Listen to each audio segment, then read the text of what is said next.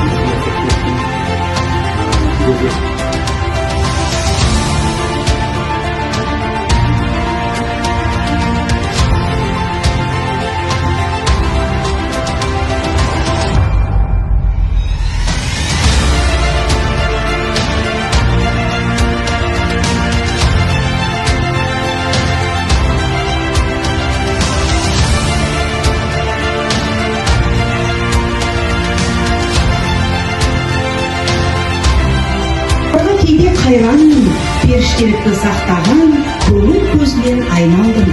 Бөлінбей қоғам халықтан, жүрсе де жырақ жарықтан, алтын қолынан айналдым, айналамын-ау дүниені алтын нүктемен танытқан. Атамбек Наурыз ағамыздың әні.